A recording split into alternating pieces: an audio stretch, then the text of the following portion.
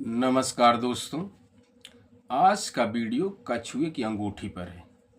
कछुआ की अंगूठी जो अभी भारत में बहुत ही प्रचलन में है।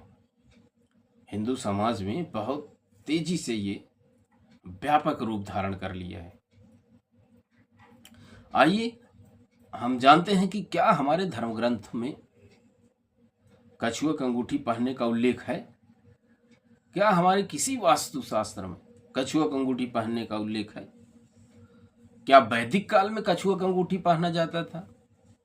आखिर कछुआ की अंगूठी प्रचलन में आया कैसे, इसी तथ्य को जानेंगे। दोस्तों, निवेदन करते हैं कि चैनल को अधिक से अधिक शेयर और सब्सक्राइब करें, वीडियो को लाइक करें, कमेंट करें। दोस्तों, आइए जानते हैं हम कि कछुआ की अंगूठी क्या है, कैसे आई प्रचलन में, और क्या इससे भाग्य बदलता है, धन मिलता है, सुख समृद्धि मिलती है। इस तथ्य को भी जानेंगे।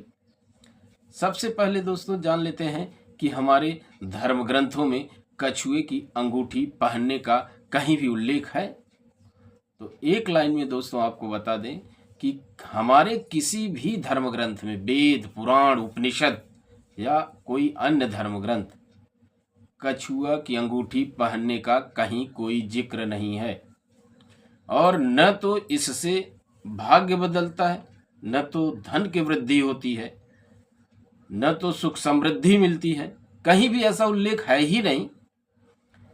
क्योंकि फल आपको आपके आस्था और विश्वास का मिलता है। अगर आपको विश्वास है तो आप पहनिए, और पहनने और न पहनने का भी कहीं कोई जिक्र नहीं है। कछुए की अंगूठी अगर आप पहनते हैं तो ये भारत के किसी भी धर्म ग्रंथ में कहीं भी उल्लेख नहीं आता इसका।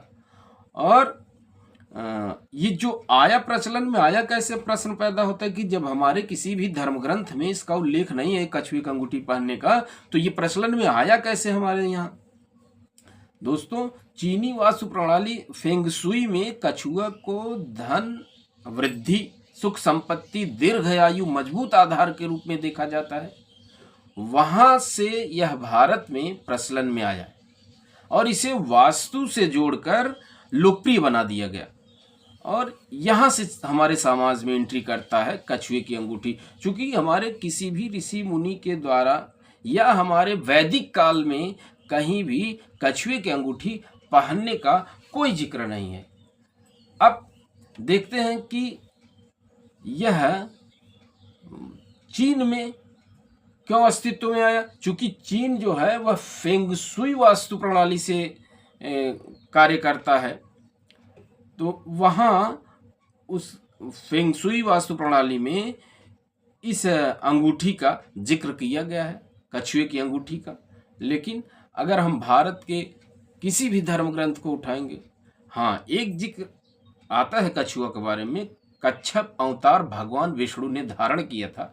वो समुद्र मंथन के समय पे मंदराचल पर्वत को अपने पीठ पर, चूंकि वो विषय अलग हो जाएगा इसलिए वो वहाँ कछुए के रूप में भगवान विष्णु ने एक अवतार, एक स्वरूप ग्रहण किया था अपना, और मंदराचल पर्वत को अपनी पीठ पर रोक लिया था। और इसके अलावा कहीं भी किसी भी भारतीय धर्म ग्रंथ में कछुए की अंगूठी पहनने का कोई जिक्र नहीं है। इससे न तो भाग्य बदलता है, न तो धन, सुख, समृद्धि प्राप्त होती है।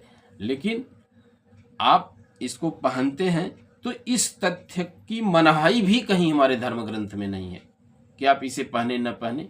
लेकिन इसे मजबूत आधार, सुख समृद्धि और वैभव और दीर्घायु का प्रतीक माना जाता है। उसी के रूप में हमारे समाज में इसको धारण किया जाता है। लोगों की परेशानी खत्म हो जाएगी, ऐसा भ्रम फैल गया है, जिसकी वजह से कछुए की अंगूठी धड़ल्ले से समाज में प्रचलन में है और लोग पहनते भी हैं।